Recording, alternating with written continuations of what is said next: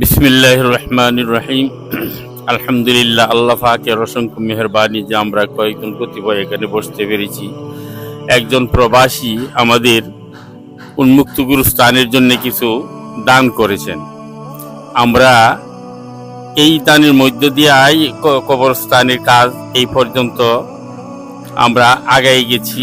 এখন আরও কাজের বাকি আছে, আরও আমাদের টাকার প্রয়োজন। এই জন্যে প্রত্যেকের কাছে আমার আকুল আবেদন, যারা এই অবস্থা আমাদের দেখতেছেন, প্রত্যেকেই যাহাতে আগিয়ে আসেন আমাদেরকে এই উন্মুক্ত কবরস্থানের জন্য সাহায্য সহযোগিতা এবং আপনাদের সহযোগিতার মধ্য দিয়ে যাহাতে আমরা এই কবরের কাজ সম্পূর্ণভাবে আমরা শেষ করতে পারি।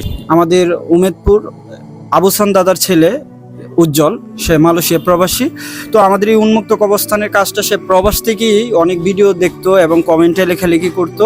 সেই সুবাদে সে তার রুমমেটদেরকে সাথে নিয়ে আমাদের কিছু সহযোগিতা দিচ্ছে উন্মুক্ত কবরস্থানের জন্য। তো সবার প্রতি চিরকৃতজ্ঞ ও দোয়া রইল।